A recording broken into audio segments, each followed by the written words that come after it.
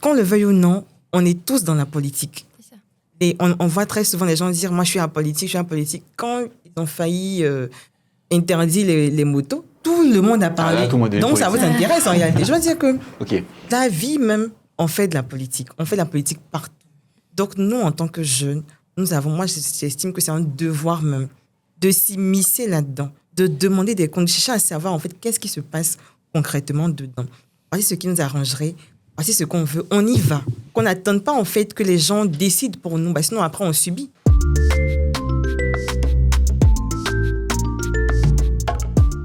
Alors, je me trouve avec donc Mireille, parlementaire pour Cocody, Séverin aussi avec nous, pour Yopougon, Free, vous venez de Yamoussoukro et Fatim. Cocody. Merci d'être là avec nous aujourd'hui. Comment je dois vous appeler honorable comme les vrais députés, entre guillemets, ou juste par vos prénoms?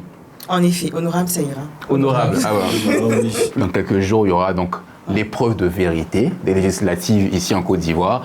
Qu'est-ce que les jeunes de Côte d'Ivoire attendent de ces élections, Fatim?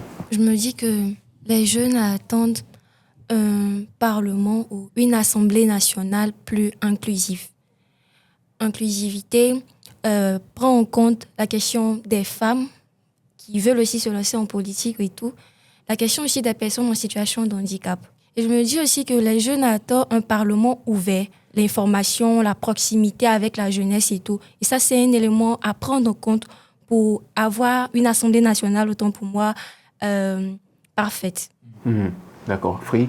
Que nos députés se rapprochent plus des populations. On ne veut plus de députés qui viennent juste pendant les élections et après qui disparaissent. Alors là, non.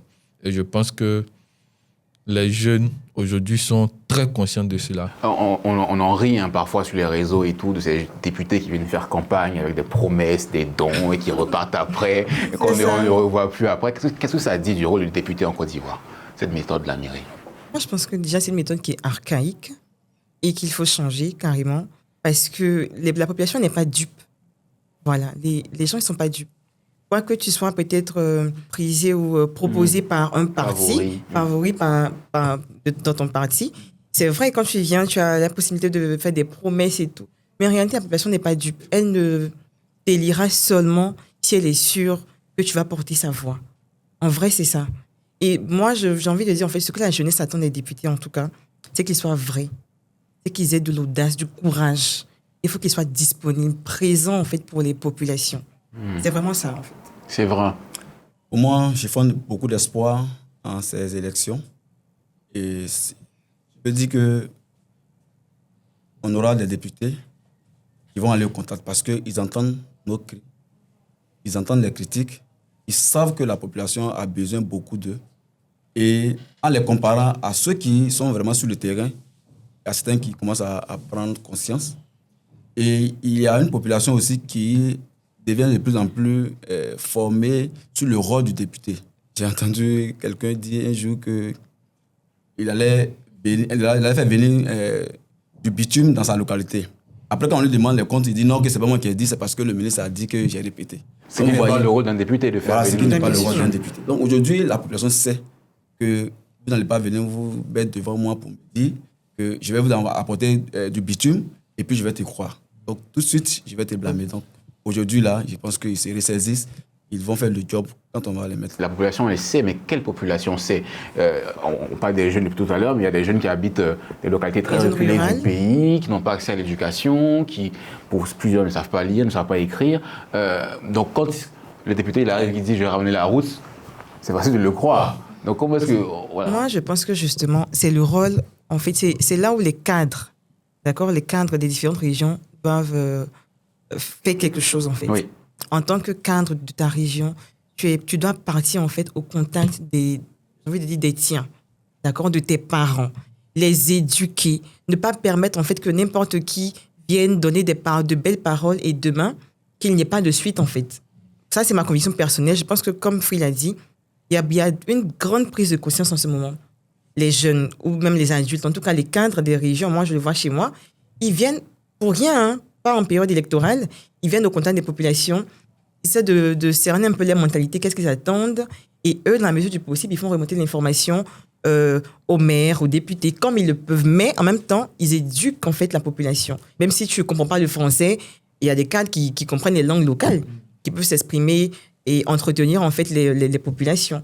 Donc je pense que ils doivent en fait jouer leur rôle. Donc moi, Mireille Menant, en tant que cadre, bon, je me considère cadre, T'as permettez, bien raison. en tant que cadre de ma région, Oui.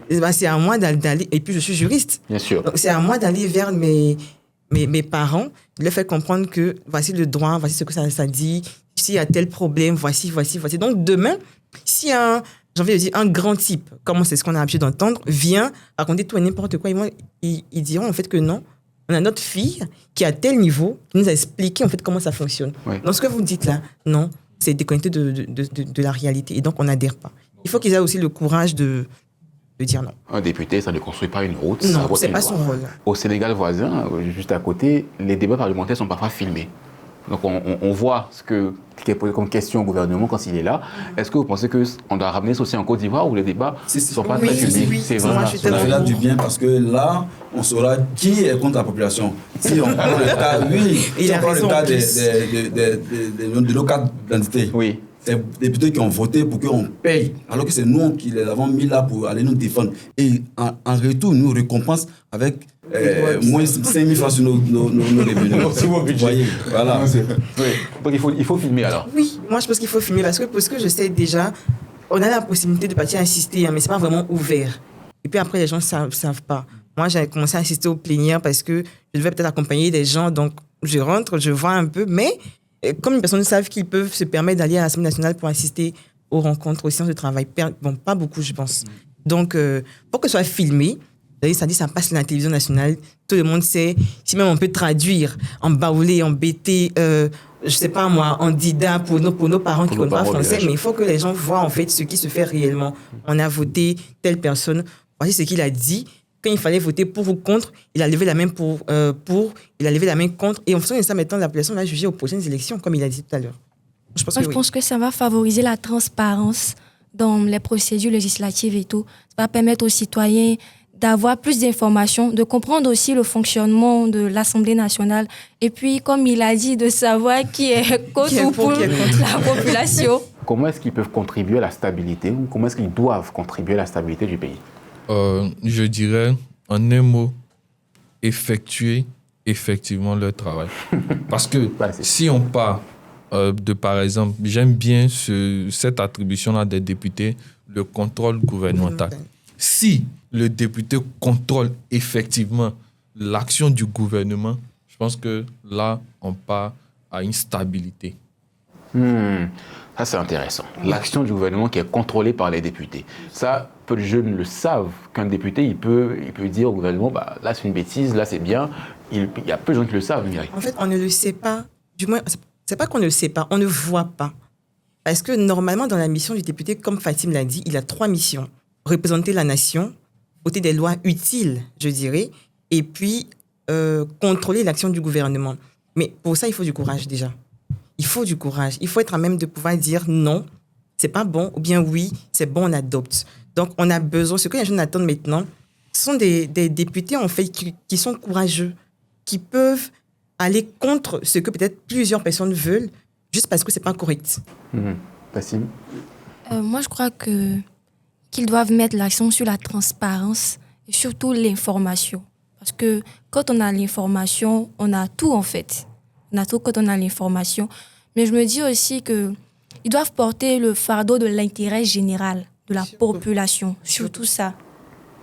C'est vraiment ton avis? Disant que le député est contrôleur de l'action gouvernementale, ça doit vraiment exister, pas seulement de nom. Aujourd'hui, quand on parle de 1 milliard de francs CFA par jour pour la jeunesse, quand on écrit ça même sur Facebook, les commentaires, vous voyez, ils savent que la population vraiment attend beaucoup. Est-ce que les députés vont vraiment au contact ou bien au contrôle pour savoir si réellement ces fonds-là sont destinés à la jeunesse? Parce qu'aujourd'hui, on veut entreprendre. Au contraire, même, nous-mêmes, on nous spoil ce qu'on a déjà.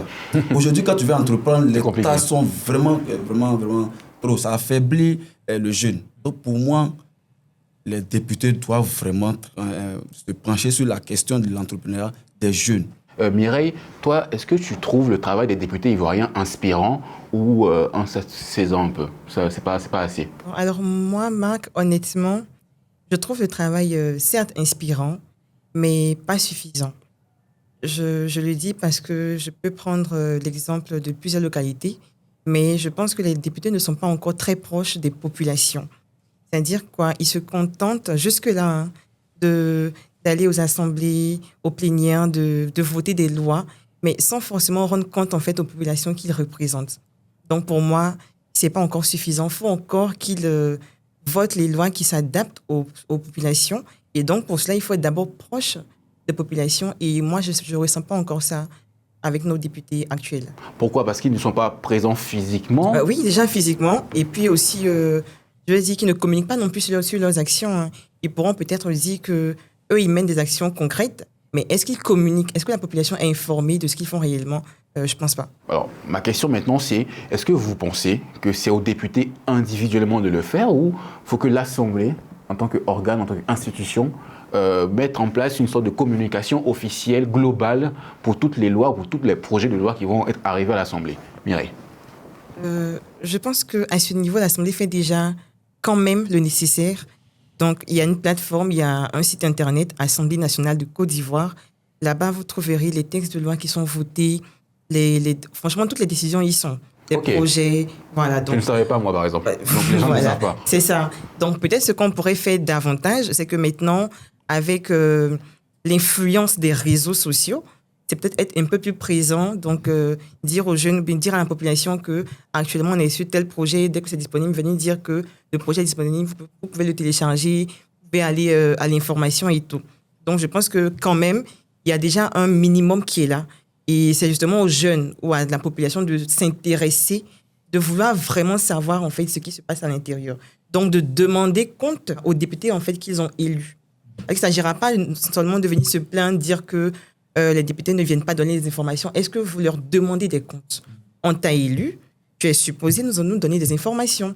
Donc, quand ce n'est pas fait, il faut que la population le manifeste, en fait. Mais comment elle peut le faire? C'est-à-dire que tout le monde n'a pas la chance de parler à un député tous les jours, tout le monde n'a pas la chance d'aller à l'Assemblée, de se rendre à l'Assemblée, c'est vrai. Pour toi, comment est-ce qu'on peut faire? Pour moi, c'est une sanction. Une sanction, ça veut dire quoi? Aujourd'hui, on part aux élections législatives. Ça veut dire que si il y a un député dans une circonscription qui n'a pas fait son travail, et pendant les élections prochaines, s'il est encore candidat, mais on le blâme carrément. Voilà, ça veut dire qu'on voit son adversaire. Oui, j'entends. Mais ma question, c'était vraiment, au moment où la loi elle arrive à l'Assemblée, comment est-ce que les jeunes peuvent donner leur avis s'ils ne sont pas en contact tout le temps avec leurs députés? Facile de répondre. Je me dis que là, il y a un gros problème. Il y a un gros souci. Et je me dis que ici, la responsabilité revient aux députés. Je me dis que les députés, dans chaque circonscription, doivent procéder à ce qu'on appelle les tables rondes.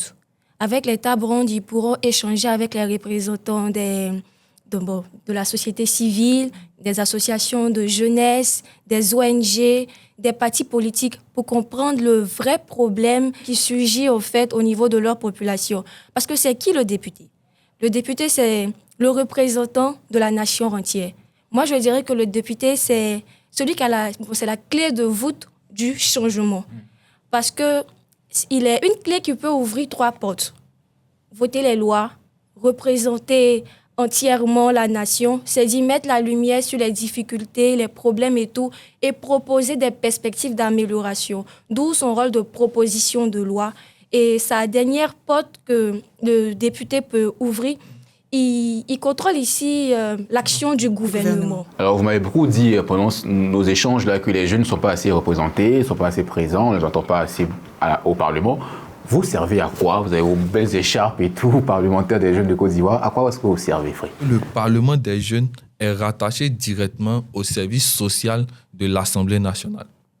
Donc, et ce Parlement-là, c'est de voix consultative pour l'Assemblée nationale au niveau des jeunes. C'est-à-dire que les jeunes, à chaque fois que l'Assemblée nationale, ou bien il y a des propositions de loi qui concernent les jeunes, c'est à travers ce Parlement-là que les jeunes sont consultés. Alors, pour noter ce qui est fait en Côte d'Ivoire. Oui. Ce qui est fait en Côte d'Ivoire, c'est que nous, jeunes parlementaires, nous sommes invités. Mais nous sommes invités aux cérémonies de clôture, par exemple, ou aux cérémonies d'ouverture. C'est-à-dire, lorsque nous sommes invités à ces cérémonies-là, on part assister à ce qui a été déjà fait. Donc, ce que nous... Mais sur les lois en elles-mêmes qui sont votées à l'Assemblée, est-ce qu'on vous consulte assez? Non. Non, sur les lois qui sont votées, non. Comme je le disais, on n'assiste pas aux sessions plénières de l'Assemblée nationale ou du Sénat. On n'assiste pas à ces sessions plénières-là. On est juste invité aux cérémonies de clôture. C'est un peu symbolique. Oui, c'est symbolique, effectivement. D'accord. Eux, ce sont les députés du Parlement des jeunes de Côte d'Ivoire et leur message était assez clair, vous l'avez entendu. Les jeunes veulent être au cœur des décisions parlementaires, pas demain, mais maintenant.